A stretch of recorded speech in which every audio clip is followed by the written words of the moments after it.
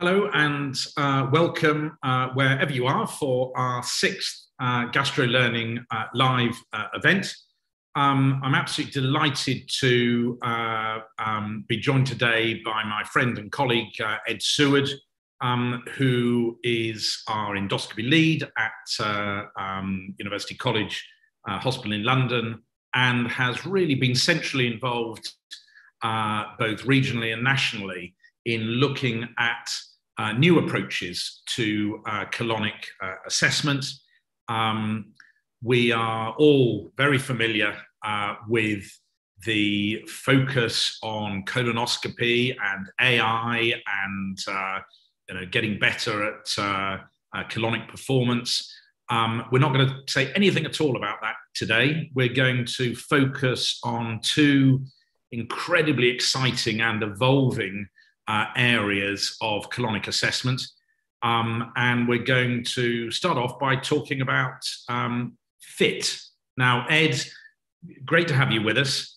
I've grown up, talking about fecal occult blood testing, and FIT has really come to our consciousness over the last few years. Just get us up to speed with the basics. What is FIT and what is it doing or telling us that good old-fashioned, no-nonsense fecal occult blood test isn't? Okay, thanks for having me, George. And yeah, just to start, FIT is really an updated version of your more old-fashioned guaiac FOB testing. And FOB testing, I tried to identify the heme portion of hemoglobin in stool, and that's not specific to human beings, whereas FIT is an antibody which is directed at the globin portion, which is. And because only humans have this particular type of globin, that already makes the test both more sensitive and more specific. And patients prefer it because it's a lot easier to do than old-fashioned FOB testing is. And that improves compliance. Okay, but I'm a simple sort of guy, and I used to quite like FOB tests because you could say to the patient, your test is negative or your test is positive, and it's all got slightly more sophisticated with FIT. It has, yeah, because the old-fashioned term for FIT was QFIT, and the Q stood for quantifying. So it gives you a number, whereas FOB, essentially you had three options. It was either positive, negative, or we're not sure. FIT will give you a number. And the exciting thing about using FIT, both in screening and in patients with symptoms, is that number tells you the potential risk of pathology. And the study that I was involved with, which mostly concentrated in North London, was, and that was a study of over 3,000 patients, was that if your FIT was less than 10, then you only had a 0.5% risk of cancer. Whereas if your FIT is greater than 10, then that risk was 10%. So instantly, you were able to divide your population into a low risk group and a high risk group. Okay, so I see that and say, all right, so that's all we need to do. We set up programs through GPs or wherever in which people come through the door, and if their FIT is less than 10, we're fine. And if it's more than 10, we send everybody off for a colonoscopy. Is it as simple as that? of course, the devil is always in the detail. So a fit less than 10 puts you in a very low risk group.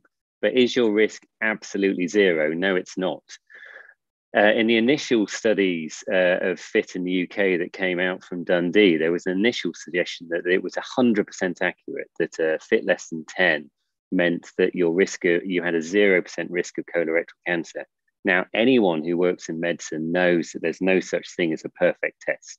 And what the studies have shown that have followed that initial data is that your risk of cancer is low, but it is not zero. And that's where safety netting becomes very important. And there are other clinical features that you can look for. So for instance, in our study, we found that if you had iron deficiency anemia, if you excluded the patients with iron deficiency anemia, that halved your risk of having a fit less than 10 colorectal cancer. We went from 15 cancers that were fit negative, if you like, a fit less than 10, to 7. And so by excluding iron deficiency anemia, that immediately improves the utility of fit. Okay, great. And so are you saying that we need to interpret fit according to whether, and the application of fit according to whether the patient has symptoms, is asymptomatic, or is part of asymptomatic and or is a screening patient? Yeah, absolutely. So fit should be great. I've already explained that it way outperforms symptoms in terms of its ability to predict the presence or absence of colorectal cancer. There's no question of that. So it's a great test. But really, we want to be using fit to allow us to triage our patients. We know that particularly post-COVID, our endoscopy units have got these massive waiting lists. So can we use fit to try and manage that? Well, yes, probably is the answer. The problem is that if you start using fit inappropriately, so if you have a 25-year-old who turns up to your primary care clinic with GI symptoms and you do a fit on them and the fit is positive, it's much more likely to be some other cause of having blood in the stool, like a fissure or hemorrhoids or even inflammatory bowel disease. So fit isn't for everyone, because what other units have been able to demonstrate is that fit doesn't necessarily reduce colorectal referrals. It's not a given that using fit as a primary care triage tool is going to stop those referrals coming up. So it's like most things in life. When you have a new innovation, it's all about educating your referrers so they can use the proper use of fit. So definitely, I would say you need to tally fit to your more traditional urgent symptoms that are suggestive of colorectal cancer. And it's those patients you need to be doing the fit in. And actually what we were able to demonstrate was that 80% of our population are in the UK, what we call our 2-week wait population. So that's patients with symptoms of urgent, with symptoms suggestive that they could have colorectal cancer. 80% of them were fit negative. So potentially you can put a lot of patients onto the back burner. And so long as you have systems in place to safety net them, to catch that tiny proportion of patients with a fit less than 10 who might have colorectal cancer, so long as you can safety net them somehow, then that is going to hopefully dramatically reduce the number of patients coming through your endoscopy department. And that allows you to get back on your feet again. And clearly it's a hugely debated issue and will depend, well, fundamentally on capacity and demand. But remind us within NHS England what the fit triggers are in terms of screening and in terms of symptomatic patients. And it will, of course, vary huge, or does vary quite significantly between countries. Absolutely. And that's a really important point, because although we have one level of fit for symptomatic patients, which is 10, we have a completely different level of fit in the screening population. So In England, it's 120. So in other words, you have to have a fit greater than 120 before you earn your colonoscopy.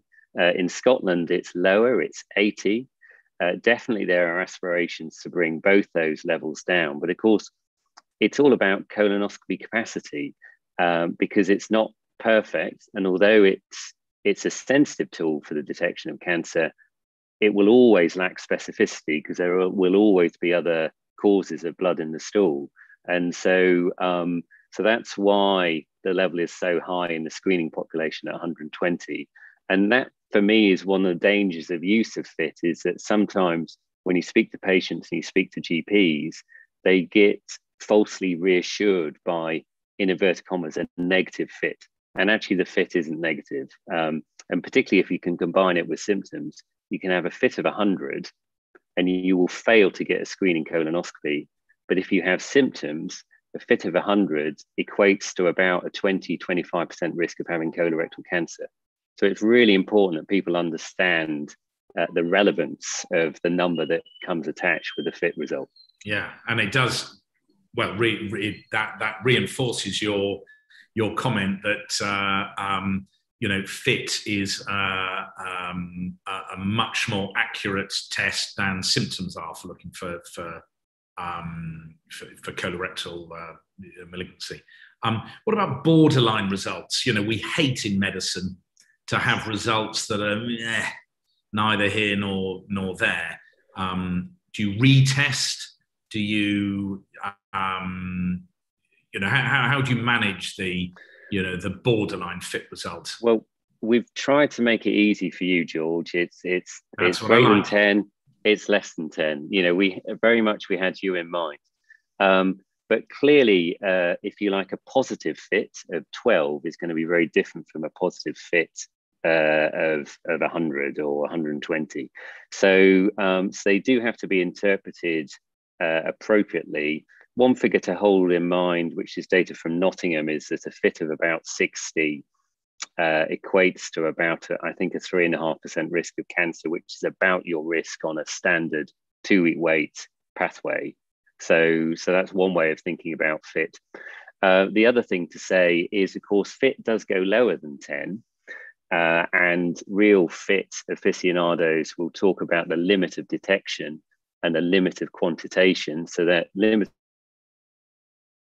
quantitation is how low a lab is prepared to back FIT and say, yes, this is a reliable test. But you can go below that to the limit of detection. And the big study from South London, 10,000 patients in it, they took FIT all the way down to 2 and suggested potential risks. And clearly, the lower you go with your FIT level, you would imagine the greater the chance you have of picking up cancer. And they were able to demonstrate that there were significantly fewer cancers missed with a FIT level of 2 compared to a FIT level of 10. But you will still miss cancers. So it's just always remembering that what trumps everything is your clinical assessment. And if you have a patient who's losing weight, particularly if they're anemic, if the FIT is negative, go what your gut tells you to do, because FIT negative cancers do exist out there. Okay. But they are low risk. And that's the most important thing to remember. All right, we'll move on. Although I'm looking forward to the dinner invite with the so-called FIT aficionados. I bet that's a wild night to be had. Will you be washing your hair, George?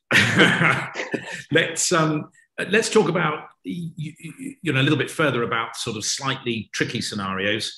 The patient who has a very high FIT and they then have a normal colonoscopy. Let's say they've got some symptoms and they've got a FIT of 130. You do the colonoscopy and there's absolutely nothing to see. Where do you go from there? Okay, that's a really good question. So if you speak to a bowel cancer screening colonoscopist, they'll be quite relaxed about that, because of course we scope patients with FITs greater than 120 day in, day out.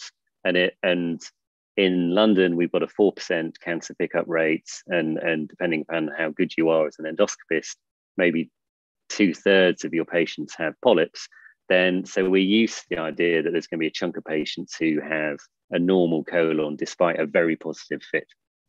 What you don't need to do is examine their upper GI tract, because globin is broken down in the small bowel. And so what you don't need to be thinking of is, could there be another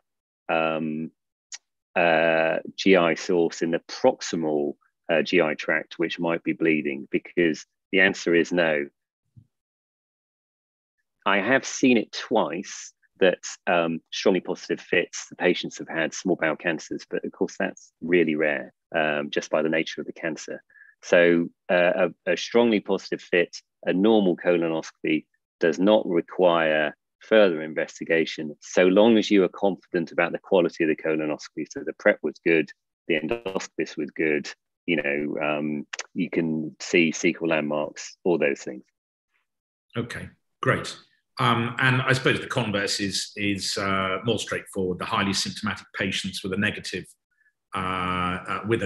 fit, you're going to proceed to further investigations according to their symptoms. Well, I would look them in the eye and tell them, well, great news, you don't have cancer, but let's think about the other things that could be going on. So we're investigating this at the moment. Locally, across North Central London, we have a fit less than 10 pathway, and the idea is that we're trying to generate some data to look to see if there's any usefulness of doing a second fit, for example, or a repeat full blood count to see if the hemoglobin is falling. So I think it's fair to say the jury is still out on that one. But the most important message is their risk of cancer is incredibly low. So not zero, but really low. So by all means, look for alternative diagnoses, but don't chase a diagnosis of cancer. Can we just talk a little bit further about polyps and bleeding? Because that's obviously the whole point of FIT. You're looking for blood loss.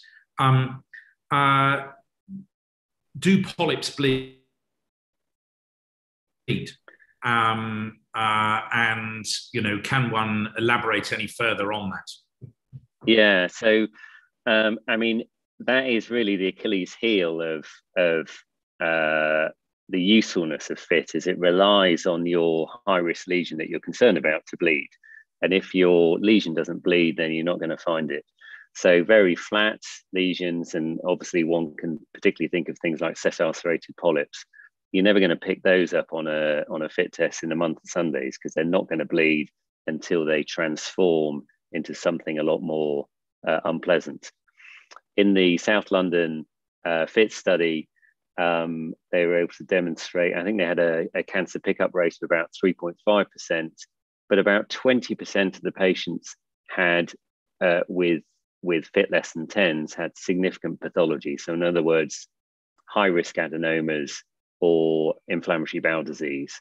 So there are plenty of things out there that you would kind of want to know about that you're not going to pick out with a positive FIT.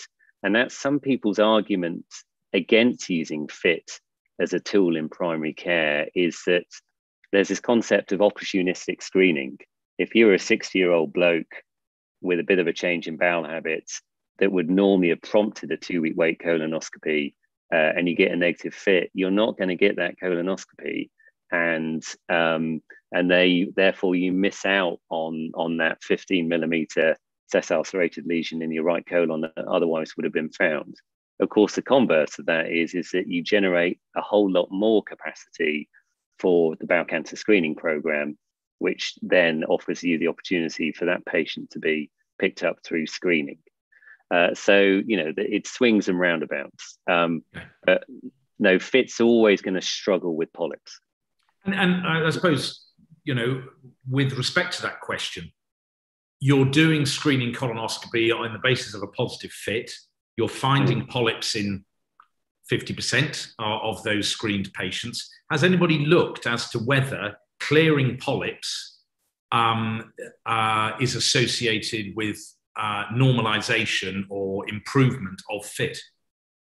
Yeah, that's a suggestion. Of course, it makes perfect sense, doesn't it? And there's people have looked at data to see if then subsequent fits will help predict the return of those polyps, or maybe the persistence of, say, a missed polyp. Unfortunately, with the nature of polyp generation, is obviously they start off small and they take a while to get big. FIT hasn't been particularly successful in a role of surveillance post-polypectomy. And that was the late Wendy Atkins' work in FIT for follow-up. Unfortunately, didn't really demonstrate a utility in FIT. It's a little bit different, say, if you're dealing in very challenged circumstances like we are at the moment, and you have a massive waiting list, then I think you kind of do what you can. And I know there have been people sending out FITs to their surveillance population and then acting on the result. And I think that's reasonable, but that's acting slightly beyond the realm of. Okay, but the evidence is that we haven't reached a point, because let's think about the future of FIT, if you like. We have not reached the point in which you have your colonoscopy, you have a few polyps removed, and instead of coming back in 5 or 10 years or never for a further surveillance colonoscopy, we haven't reached the point of saying, oh no, come back in 3 years and have a FIT, and we then tailor your need for colonoscopy based on that.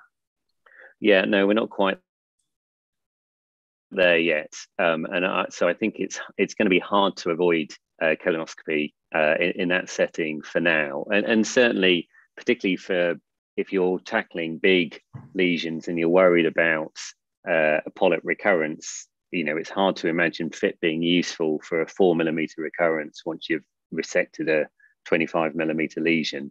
FIT's always going to struggle in that sort of situation. So I think we have to be fair to FIT and confine it at the moment to screening and helping to triage the symptomatic population.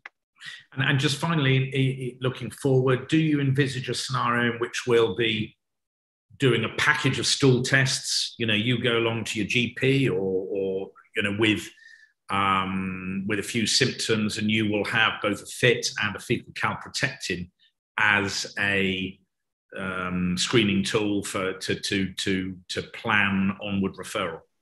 Yeah, so calprotectin doesn't help you for dysplasia. That's an important point. So it can go up with cancer, but it doesn't help you. So you get no benefit from there. Calprotectin and FIT offer you answers for very different questions. So FIT is a test for red cells and is useful for cancer. Calprotectin is a test for white cells and is helpful for inflammation. So usually they're mutually exclusive groups. Okay. All right. That's incredibly helpful. Let's move on to capsules. Now, again, I've got comfortable with small bowel capsule and scenarios perhaps in which one might use it, and now Medtronic and others have come along with PillCam colon capsule. Most of us might think, oh, well, you swallow both of them and they're taking pretty pictures. They're the same thing. Tell us how they differ and the particular features of the colon capsule from a diagnostic perspective. Yeah, so it's got, as you can see from the image, it's got a camera at both ends, and that's because the colon is obviously a larger diameter than the small bowel, so the capsule tends to tumble. And the initial sort of Mark 1 version of PillCam didn't perform too well as a result. So they upgraded it to the Mark 2 version. So they got cameras at both ends, longer battery life. And now the data for colon capsule, I think, is reasonably impressive, actually, in terms of its ability to pick up dysplasia and cancer. The camera has got an improved frame rate, so it's taking more pictures more quickly, and that really helps the situation, because of course in colonoscopy you can control what you're looking at all the time, whereas colon capsule you're slightly at the mercy of peristalsis, and so that can be a bit frustrating. But it's surprising how good the images are. And what's interesting for me is, as a colonoscopist, often a lot of resistance I hear about colon capsule is because people actually haven't looked at the images themselves. And the images we're showing here is the lesion on the left is from colon capsule, and then the lesion on the right is just before resection of the polyp through colonoscopy. And obviously, you're going to get more mucosal detail on colonoscopy. That goes without saying. But you can see from that image that we've taken there that you can see the polyp very clearly, and you can even see pits on there. So you can even go away to interpreting pit pattern on a colon capsule. And the sensitivity, specificity depends on what you're looking at in terms of the lesion size. But for cancer, it's excellent.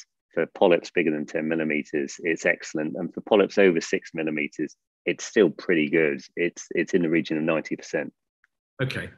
Just tell us, preparation. Do patients need patency capsules, as they not infrequently do for small bowel, or presumably not? Yeah. And what about bowel prep? Patients might be tempted to say, oh, this is good. Nobody's sticking a tube up my bum. Therefore, I don't need to take bowel prep. I just swallow a capsule. Absolutely. So on patency capsules, remember that your two populations are very different. So when you're looking for a small bowel capsule, you're thinking of Crohn's. And so you're going to have a capsule retention rate because of the possibility of small bowel pathology. In the colon capsule, this is somebody who's had rectal bleeding or a change in bowel habit. It's not stressing a sort of small bowel pathology, although of course you do get to look at the small bowel at the same time. So you don't get capsule retention with colon capsule. That's number one. In terms of bowel prep, it's really important they're prepped very well. And essentially, it's the standard colonoscopy bowel prep plus a little bit extra. So what we call boosters. And that's not only to keep the bowel clean, but it also helps whiz the capsule through the large bowel, because otherwise the battery life doesn't last forever. And clearly, if your battery dies whilst you're still in the sigmoid colon, then there's a question mark over if there's anything going on in the rectum at all. But the booster prep is small volume. You're keeping the patient fasted, which is obviously, I think, probably the biggest challenge with the bowel prep. But for me, most people complain about the volume of prep that they have to take. And the booster prep, which for us is phosphorus soda and gastrografin UCH, with the possibility of using a bisacodyl suppository at the end, if the capsule hasn't come out, is actually pretty well tolerated by the patients.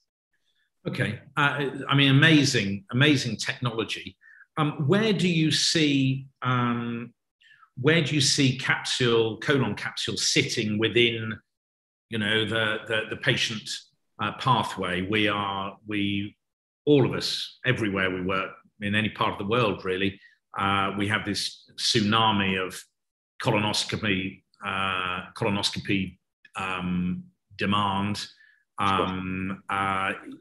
What area is this addressing? So very relevant question, and I'll be able to give you a better answer. So NHS England have got this study of 11,000 colon capsule patients going on nationally, which has been coordinated by James Turville in York. But until that answer is ready, what I see it as is it's a patient who you perceive as low risk, probably qualified by their FIT score. There's no point doing a colon capsule on a patient who you think is going to need a colonoscopy, because you just do a colonoscopy. You can't do colon capsule because the prep on patients with fluid balance problems, so renal failure, heart failure, liver failure, cirrhosis. So it tends to be, I think, the younger patients with a low FIT, low risk of having bowel cancer or significant polyps. They're the ones who are perfect for colon capsule. Okay, brilliant. Some great questions coming through. A question from Iosif Biantaris asks, in a patient who has a negative fit, but who's got significant symptoms, do you repeat the fit? Is there a scenario in which there is merit in repeating? So the answer is probably yes. So there's impressive unpublished data which seems to suggest that a second fit is very helpful, more than a couple of weeks after the first fit. But that's one of the questions we want to answer with our most recent study. But at the moment, the jury's still out. But my gut feeling is yes, it would be useful. Okay, brilliant. Now, we've only got less than a minute to go. I just wonder if you could do your bit of blue sky thinking and give us a little bit of a steer or a prediction 5-10 years from now, the proportion of colonoscopy that will be done for colonic assessment compared with these new modalities. It's a little bit of it's clearly an impossible question to ask, but I just want to get a feel for the impact you see FIT and capsule having on diagnostic services. Sure. So I think we're going to be doing more screening and less symptomatic colonoscopy. I think we're going to be using colon capsule in the low risk patients, but not the no risk patients. And we're going to be using artificial intelligence to read the colon capsules live, so that you can then do a colonoscopy if your colon capsule whizzes past a large hepatic flexure lesion. You'll phone them up, you'll get them up to the endoscopy unit, and you'll resect that polyp on the same prep. There you go. That's my prediction, George. Great. Let's see if it's correct. Ed, really fantastic session. I think such an important area, and anybody watching can review this and also send through further questions. So thanks ever so much for your time. Really interesting topic, and thanks everybody else for tuning in and joining us. Thank you. All the best.